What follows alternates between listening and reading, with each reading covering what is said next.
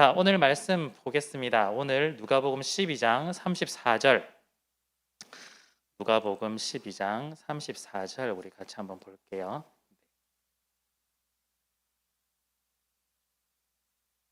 한 절 같이 한번 읽겠습니다. 시작. 너희 보물이 있는 곳에 너의 마음도 있으리라. 아멘. 네, 저 오늘은요 12장 앞부분 전체에 해당되는 본문을 좀 같이 좀 보려고 해요. 그래서 사실은 좀 너무 길어가지고 결론적으로 34절만 좀 우리가 읽었는데요. 괜찮으시다면 성경책을 좀 펴놓고 보시면 훨씬 더 좀 보실 것 같습니다. 오늘 말씀 제목은요 우리의 마음이 있는 곳인데요. 결론을 그냥 바로 좀 말씀을 좀 드리자면 조금 전체 맥락 속에서 그냥 돈이라고 일단 생각을 하시면 될 것 같고요. 그리고 우리가 이 돈이라고 생각할 때 단순히 그냥 돈을 바라보지 마 이런 뜻이 절대 아니고요. 우리가 무엇을 지향하며 살아가야 되느냐가 조금 포인트입니다. 네, 그래야 좀 오늘 말씀을 들으실 때 좀 더 편하게 들으실 것 같아서 소유지향적인 삶을 살아가느냐 아니면 존재나 관계지향적인 삶을 살아가느냐. 지향한다는 말 속에는 완전 이분법은 아니잖아요. 이게 굉장히 중요한 포인트를 우리가 무엇을 우선순위로 살아가느냐가 훨씬 더 중요하다고 볼 수 있습니다. 그래서 오늘 어쩌면 돈에 관련된 이야기를 잠깐 어쩌면 너무 세부적으로는 들어가지는 못할 텐데 그래도 그 맥락 속에서 이어지는 이야기라고 생각하시면 참 좋을 것 같아요. 예배라고 우리가 보통 이야기를 할 때 예배라는 단어가 몇 가지가 좀 있긴 한데 영어로 월십을 보통 이야기를 좀 많이 하죠. 근데 그 월십이라는 단어 자체가 worth, 가치 있다라는 것에서 좀 파생된 시작된 단어인데요. 가치 있는 것에 대해서 우리의 마음을 두는 것이 예배라고 할 수가 있어요. 그래서 우리가 예배를 드린다라고 할 때 우리가 그 예배를 드릴 때 무엇의 가치가 있느냐, 내 입장에서 뭐가 제일 중요하냐, 그것이 예배를 드리는 대상이 되고 또한 우리가 예배를 드리는 존재가 될 수가 있겠죠. 우리가 보통은 예배 드린다 이러면 우리가 하나님을 예배합니다라고 이야기하는데 이게 여러분들이 좀 곰곰하게 좀 생각해 보셔야 하는 게 그냥 너무 일반적으로 생각하시면 그냥 하나님 예배하지라고 당연하게 볼 수 있겠지만 나의 마음속을 들여다보면 아닐 경우가 있을 수도 있다라는 거예요. 무슨 말이냐면 우리의 목적이 하나님을 향해 예배드리는 것이 우리의 목적인데 그것이 때로는 수단이 될 수도 있다라는 거죠. 내가 예배를 잘 드리는 모습을 보이기 위해서 내가 좀 교회 좀 잘 다닌다는 걸 드러내기 위해서 신앙생활을 좀 한다는 걸 하기 위해서 예배라는 걸 활용하고 있을 수도 있고요. 수단으로 도구로 이용하고 있을 수도 있다라는 거예요. 이렇게 생각해 보시면 조금 더 쉽지 않을까. 좀 어릴 때부터 교회를 좀 다니신 분들 같은 경우에 부모님들께서 어릴 때 그런 거 하죠. 예배 잘 안 드리면 예배 잘 드리면 이거 사줄게 뭐 이런 거. 네. 뭐 예배 잘 드리면 뭐 해줄게.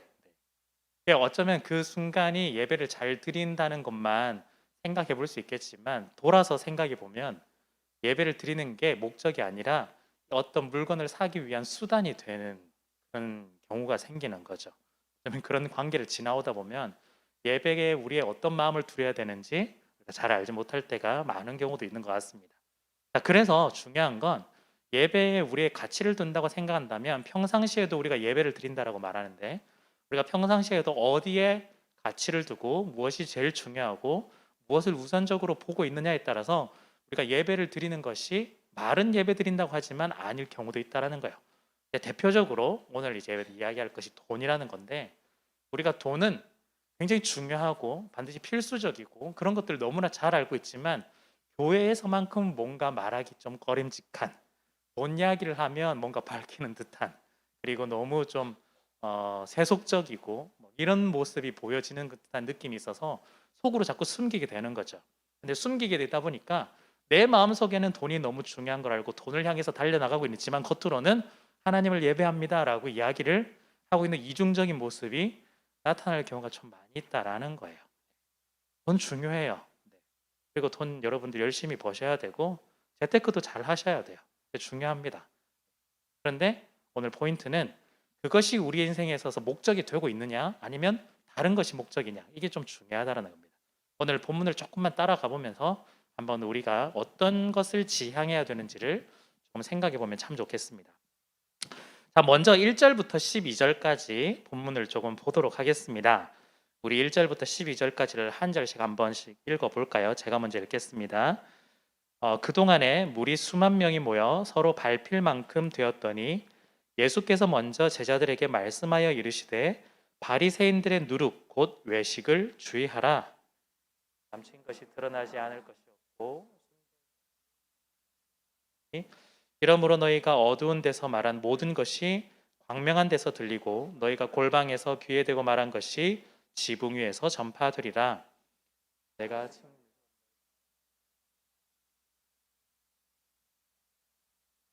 마땅히 두려워할 자를 내가 너희에게 보이리니 곧 죽인 후에 또한 지옥에 던져 넣는 권세 있는 그를 두려워하라. 내가 참으로 너희에게 이르노니 그를 두려워하라. 참새 5마리가 두 아사리온에 팔리는 것이 아니냐. 그러나 하나님 앞에서 그 하나도 잊어버리신 바 되지 아니하니라. 너희에게는 심지어 머리털까지도 다 세신 바 되었나니 두려워하지 말라.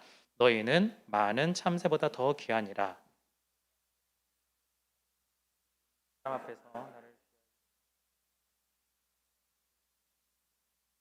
사람 앞에서 나를 부인하는 자는 하나님의 사자들 앞에서 부인을 당하리라. 말로 인자를 거역하면 사하심을 받으려니와 성령을 모욕하는 자는 사하심을 받지 못하리라.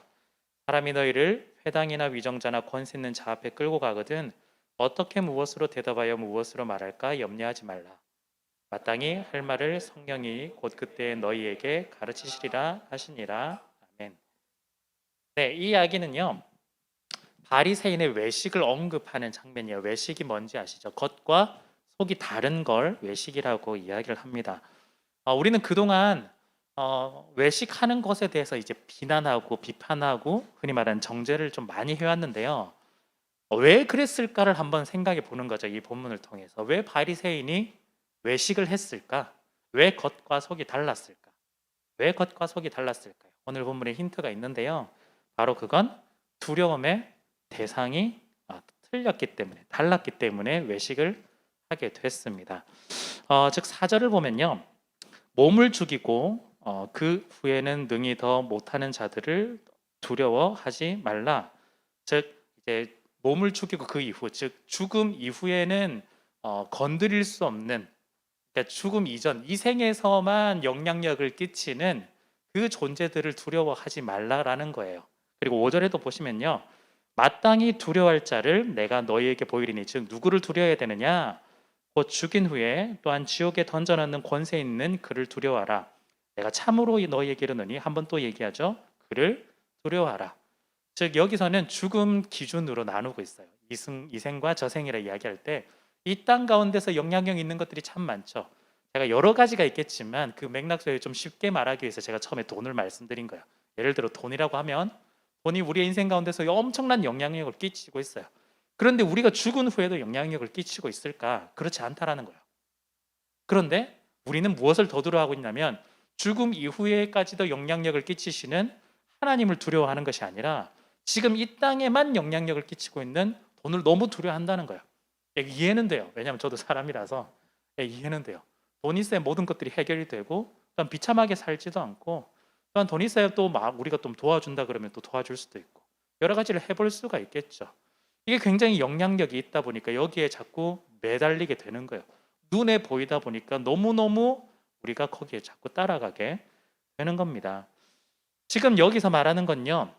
왜 이 바리새인들이 외식을 하게 되었느냐? 바로 지금 이 세상 가운데 영향력을 끼치는 이 돈들의 문제들 이런 것들은 자기가 계속해서 벌기 위해서 얻기 위해서 노력은 하지만 그럼에도 자기가 또 가지고 있는 자리 내가 종교 지도자니까 이 모습은 또 보여야 되기 때문에 앞뒤가 자꾸 안 맞는 거예요.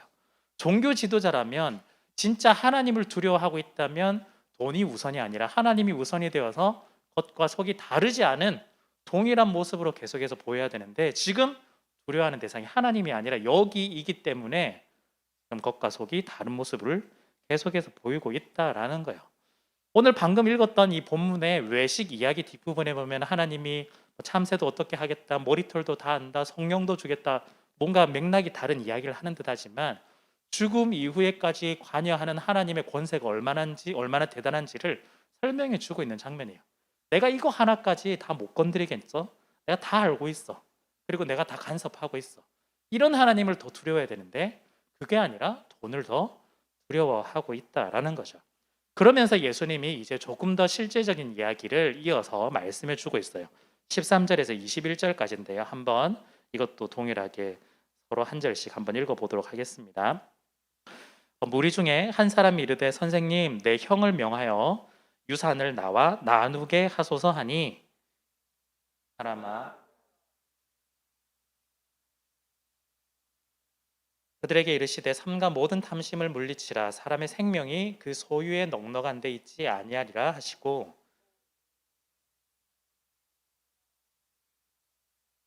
심중에 생각하여 이르되 내가 곡식 쌓아 둘 곳이 없으니 어찌할까 하고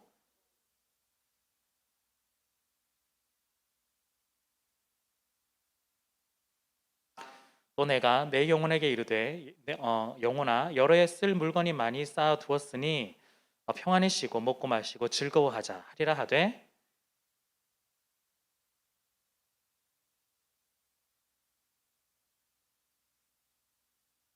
자기를 위하여 재물을 쌓아두고 하나님께 대하여 부여하지 못한 자가 이와 같으니라. 아멘. 네, 이게 무슨 이야기냐면요. 이야기를 간단하게 좀 설명을 드리면 두 가지인데요. 첫 번째는 형과 동생인데 동생이 예수님에게 나아가서 이야기를 하는 거예요. 뭐라고 이야기하냐면 형이 유산을 다 가져갔어요. 제 몫을 돌려달라고 좀 해주십시오라는 거예요. 제 몫을 받아야 되는데 형이 다 가져가 버렸습니다. 제가 유산을 받을 수 있도록 해 주십시오라고 이야기를 하고 있고요. 또한 밑에 있는 부분 또 비유라는 이야기가 등장하는데 이 비유는 뭐냐면 한 부자가 정정당당하게 불법이 아니에요. 아주 정정당당하게 합법적으로 재산을 모았는데 많이 모았습니다.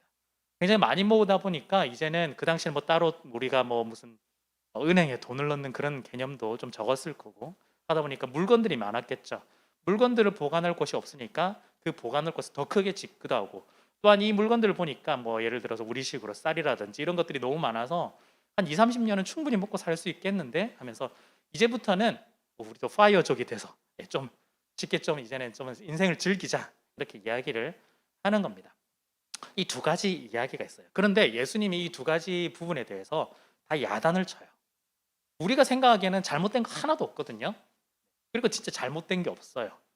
당연히 내 유산의 몫을 받아야 되는데 받지 못했으니까 요청하는 거 분명히 있을 수 있죠. 그리고 내가 정정당당하게 합법적으로 제대로 재산을 불렸는데 그것 가지고 또 뭐라 하시는 것 같으니까 뭔가 좀 안 맞는 것 같아요.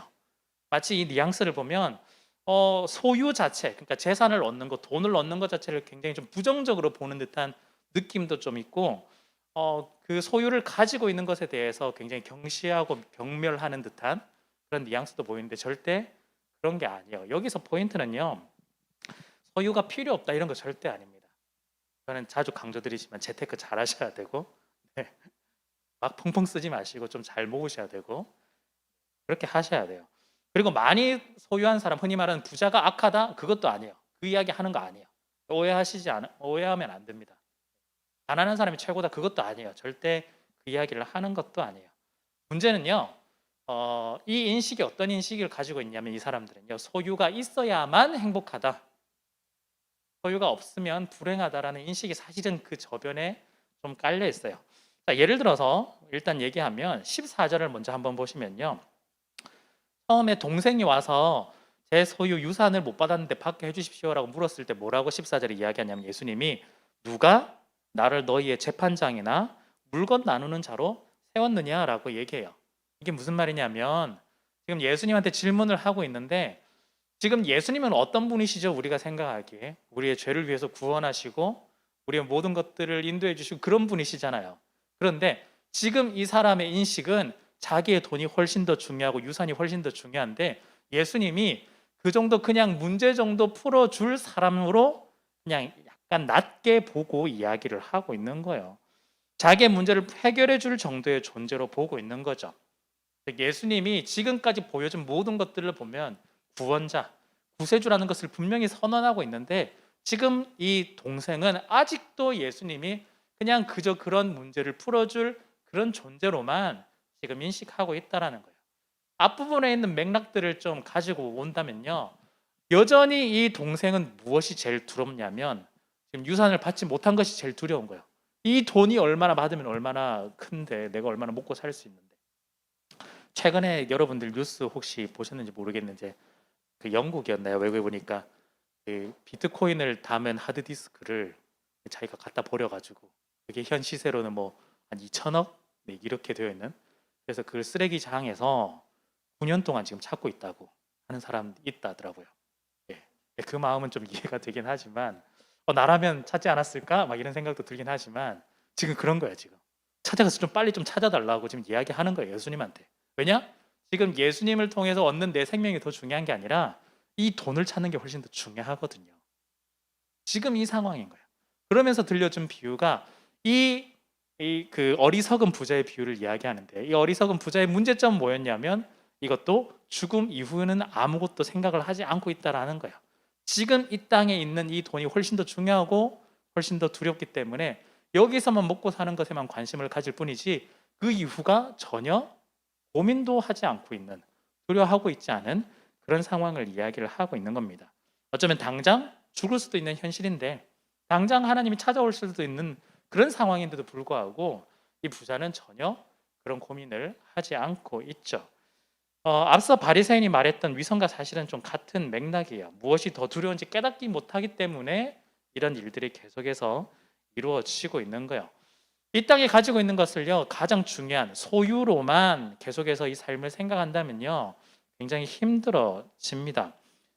그래서 우리는요, 소유로 접근할 것이 아니라 다른 방향으로 우리가 좀 접근을 해야 됩니다. 그래서 오늘 방금 읽었던 15절에 뭐라고 이야기를 하냐면 사람의 생명이 그 소유에 넉넉한 데 있지 아니하리라 라고 이야기를 해요.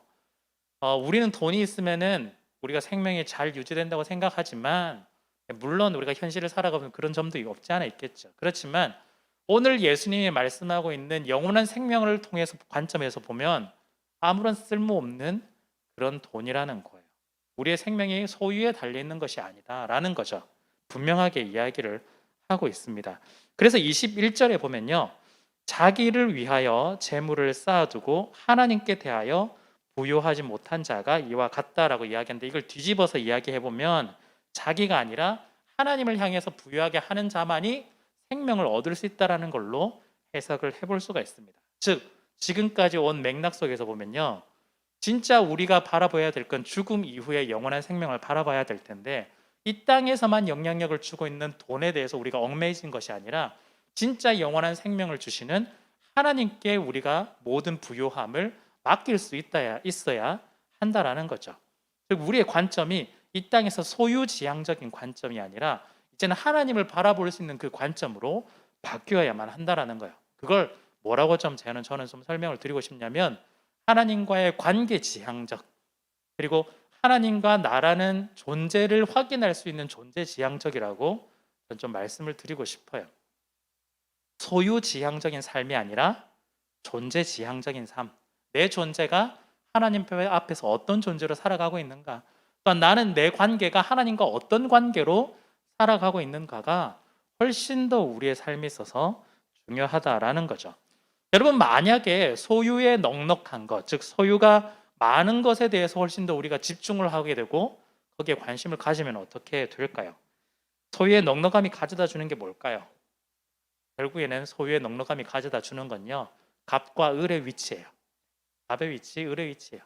더 많이 벌면 갑이 되고 적게 가지면 을이 되는, 그것밖에 나눠지는 게 없어요. 소유는 결국 그렇게 이어지게 됩니다. 자신은요, 우리는 항상 좋은 자리에 있길 원하죠. 갑의 자리를 있기 원해요. 더 많은 소유를 가지기 원합니다. 많은 것을 가지고 더 비싼 것을 소비할 수 있는 그런 능력, 그리고 그것들을 한번 경험하고 나면 그것들을 잃어버렸을 때 가지고 있는 비참함들, 결국엔 소유 때문에 내 인생이 왔다 갔다 하는 거죠. 결국에는 이걸 보면 우리의 인생은 지금까지는 잘 몰랐지만 결국에는 소유 때문에, 돈 때문에 가지고 있던 우리의 인생의 결정의 기준들이었다라는 걸 우리가 알게 되는 거예요. 그래서 우리가 바꿔야 된다는 거예요. 돈 때문에 휘둘리지 않는 인생이 되어야 될 필요가 있어요. 다시 한번 말씀드리지만 그렇다고 해서 돈을 그런 거 아니에요. 네. 우리가 무엇을 지향해야 되느냐가 훨씬 더 중요합니다. 그래서 이어지는 22절에서 31절을 한번 보도록 하겠습니다. 22절에서 31절입니다. 한 절씩 읽겠습니다. 또 제자들에게 이르시되 그러므로 내가 너희에게 이르노니 너희 목숨을 위하여 무엇을 먹을까 몸을 위하여 무엇을 입을까 염려하지 말라. 까마귀를 생각하라. 심지도 아니하고 거두지도 아니하며 골방도 없고 창고도 없으되 하나님이 기르시나니 너희는 새보다 얼마나 더 귀하냐. 그런즉 가장 작은 일도 하지 못하면서 어찌 다른 일들을 염려하느냐.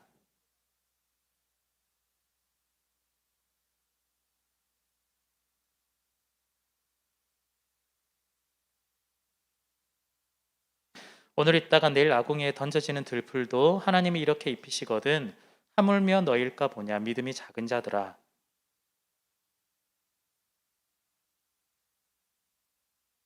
이 모든 것은 세상 백성들이 구하는 것이라. 너희 아버지께서는 이런 것이 너희에게 있어야 할 것을 아시느니라. 다만 너희는 그의 나라와 의가 이름 너희에게 더하시리라. 아멘. 네, 네, 그건 좀 이따 볼 거예요. 네. 앞서서요 우리가 두려워해야 되는 분은 누구인지, 그리고 우리가 소유지향적인 삶이 아니라 하나님과의 존재나 관계지향적으로 삶을 살아야 된다는 걸 우리가 잠시 봤는데요. 그런 맥락에서 지금 22절에서 31절까지가 보면 여러분들이 어느 맥락, 어느 말을 하는지는 어느 정도 아실 거예요. 단지 이게 기도 이야기가 아니에요. 우리는 마태복음에서 좀 가져오다 보니까 우리가 기도할 때 우리의 개인적인 걸 기도하지 말고 하나님 나라와 의를 위해서 기도해야 돼, 이야기를 참 많이 들었는데 단지 기도 이야기가 아닌 거예요. 기도 이야기가 아닌 거예요. 어떤 이야기냐면 지금 22절을 보면요, 너희 목숨을 위하여 무엇을 먹을까 몸을 위하여 무엇을 입을까 염려하지 말라. 23절에 목숨이 음식보다 중하고 몸이 의복보다 중하니라. 약간 조금 말이 조금 애매하게 좀 적혀 있긴 한데 무슨 말이냐면 수단과 목적이 바뀌지 말라라는 거예요. 우리 몸을 위해서 옷이 있고 몸의 생명을 위해서 음식이 있는 건데, 간혹 가다가 남들에게 잘 보이기 위한 음식, 남들에게 잘 보이기 위한 옷을 위해서 내 몸을 혹사하거나 내 몸을 사용하는 경우들이 굉장히 많다라는 거예요. 왜냐하면 내 몸이 훨씬 더 하나님께서 간섭하시고 중요하신데, 하나님께서 간섭하시고 인도하시는 건데 그건 전혀 관계없이 사람들에게 잘 보이는 것, 이 땅에 있는 것에 대해서 훨씬 더 관심이 많다라기 때문이죠. 여러분들 인스타 아시잖아요. 저도 계정만 있고 제대로 활용을 거의 안 해가지고 엉망진창이긴 한데, 인스타에는 그런 거 있잖아요. 불행한 게 없잖아요. 다들 좋은 걸 보여주고 싶어 하거든요. 다들 막 좋은데 호캉스 간 거 보여주고 싶어 하고, 굉장히 자기가 몸매가 굉장히 괜찮은 걸 보여주고 싶어 하고, 자기가 그걸 사용하고 있는 거잖아요. 보면 실제 삶은 어떤지는 우리가 알 수 없지만 많은 경우가 실제 삶이 엉망인 경우도 굉장히 많이 있거든요. 근데 자기의 삶이 훨씬 더 중요한데 그게 아니라 다른 사람들이 보여주고 싶은 그런 음식들, 그런 옷들, 그런 돈들, 명품들, 훨씬 더 그것들을 많이 활용해서 이야기를 하고 있다는 거예요. 그러다 보니까 고민이 생기지 않을 수밖에 없어요. 지금 이 땅 가운데서 벌어야 되는 것들, 돈에 대한 관심들, 이후에 있는 것들의 관심이 아니라 지금 이 땅에 대해서도 훨씬 더 많은 관심을 가지고 소유지향적인 삶을 살아가고 있다라는 거예요. 외식과 관련해서요, 아까 처음에 두려운 분을 생각한다면 지금 있는 것과 다 같은 맥락 속에서 이야기를 하고 있는 거예요. 하나님이 머리털도 아시고 참새도 어떻게 하는지 다 아신다. 그렇다면 오늘 지금 방금 읽었던 이 본문에서도 하나님이 모든 것들을 다 간섭하시고 인도하시는데 무슨 걱정을 하느냐. 사실은 우리가 지금 이 시점이 이 땅에 이 돈이 훨씬 더 두려워서 걱정이 너무나 많은데 사실은 걱정하지 마라. 왜냐하면 우리 하나님은 죽음 이후에 모든 것들까지 다 간섭하시고 이 모든 것들까지 다 인도하시는 분이시기 때문에 우리에게 하나님이 부자감 없이 베푸시고 있다라는 걸 이야기를 하고 있는 거예요. 우리가 이 땅에 이것이 두려운 것이 아니라 하나님이 두려운 걸 안다면 이제는 우리의 삶의 태도를 조금씩 바꿀 수 있다라는 거예요. 그래서요, 방금 읽었던 마지막 구절, 아까 기도 이야기하면서 내었던 그의 나라를 구하라 그러면 이것들을 너희에게 더하시리라. 이 말은요, 진짜 하나님 나라를 구해야만 조건부로 우리에게 나머지 것들을 채워주겠다 이런 뜻이 아니라 하나님께서 우리의 관계 속에서 우리의 존재 속에서 우리의 모든 것들을 다 이미 아시고 이미 채워주고 있기 때문에 그건 이젠 걱정 안 해도 돼. 이제 넌 더 큰 걸 바라보면서 함께 기도했으면 좋겠어라고 하는 이야기예요. 여러분들이 기도하실 때 작은 거 기도하셔도 돼요. 내가 필요한 거 기도하셔도 돼요. 마치 그 기도의 뉘앙스에 보면 마치 내가 필요한 거, 내가 문제 해결해야 되는 거 그거 기도하면은 좀 작은 신앙, 어린 신앙처럼 우리가 이야기를 하는데 안 그래요. 기도하셔야 돼요. 그런데 우리가 한 단계 더 업그레이드 되는 게 뭐냐면 이 모든 것들마저도 하나님께서 다 간섭하시고 하나님께서 베푸시고 하나님께서 인도하신다는 걸 우리가 안다면 이제는 그 걱정 내려놓고 다른 걸 한번 볼 수가 있는 거죠. A라는 것들을 내려놓고 B라는 걸 바라보는 겁니다. A는 지금까지 내 걱정이었다면 B는 하나님 나라를 한 번 더 바라볼 수 있는 시선을 가지게 될 수 있는 용기가 우리에게 주어지는 거죠. 하나님은요 우리의 삶을 다 챙겨 주십니다. 그 믿음이 우리 가운데 좀 있어야 돼요. 우리의 삶을 챙겨 주시고 간섭하시고 인도해 주시는 것. 약간은 여러분들이 좀 개인적으로 어떻게 느끼실지는 모르겠지만 좀 지극정성으로 좀 뒷바라지 하시는 부모님, 약간 그런 느낌. 부모님한테 상처 입으신 분이라면 좀 네, 한번 해보고 하시고 그런 거 있잖아요. 너 걱정 안 해도 돼. 그냥 네가 하고 싶은 그거 해. 예를 들어서 뭐 공부면 공부. 여러분들이 뭐 예전에 생각하신다면 음악이면 음악, 미술이면 미술. 그것만 해. 내가 뒷바라지는 내가 해줄게. 약간 그런 거야 하나님이. 걱정하지 마. 그건 걱정하지 말고 너는 하나님 나라를 위해서 한번 기도해 보면 좋을 것 같아. 내가 나머지는 다 챙겨줄 테니까. 하나님이 지금 그렇게 하고 계시는 거거든요. 자, 이제 결론 부분 마지막 들어가 볼게요. 32절에서 34절입니다. 같이 한번 읽겠습니다. 적은 무리여 무서워 말라. 너희 아버지께서 그 나라를 너희에게 주시기를 기뻐하시느니라. 너희 소유를 팔아 구제하여 낡아지지 아니하는 배낭을 만들라. 곧 하늘에 둔 바 다함이 없는 보물이니 거기는 도둑도 가까이 하는 일이 없고 좀도 먹는 일이 없느니라. 같이 읽겠습니다. 너희 보물 있는 곳에는 너희 마음도 있으리라. 자, 이제 보물 이야기까지 나왔는데요.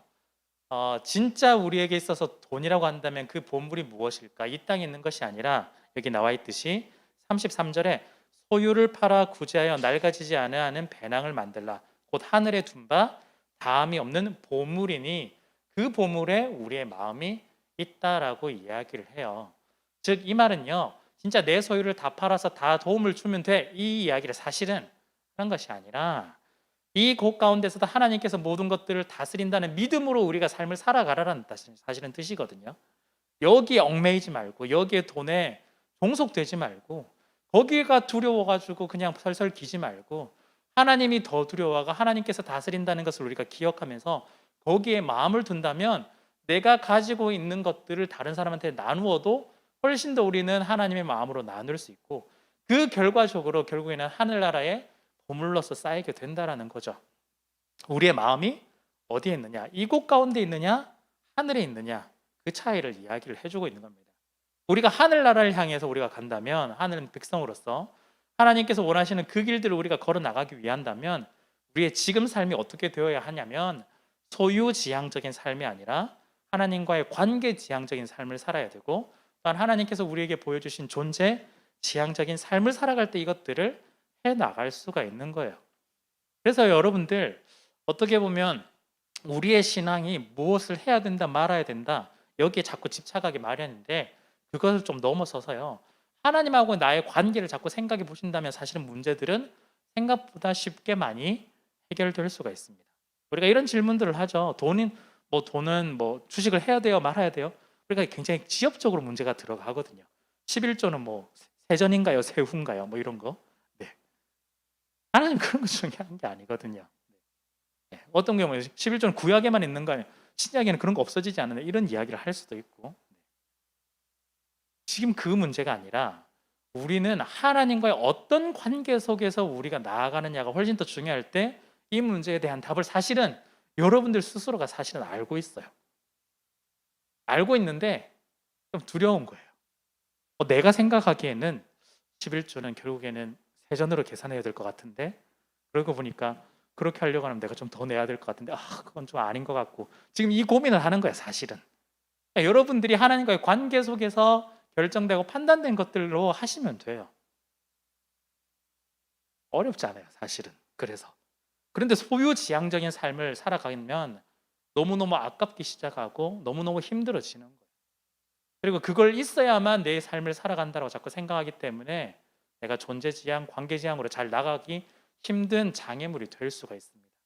그래서요, 하나님께서 오늘 말씀하시는 건요, 우리의 삶이 하나님과의 관계 속에서 있을 때 우리의 마음도 하나님이 있는 그 보물에 있게 되고, 하나님과의 존재지향적인 삶을 살아갈 때 소유지향적인 삶을 넘어서서 하나님께서 베풀어 주신 은혜를 풍성히 누릴 수 있게 되는 거죠.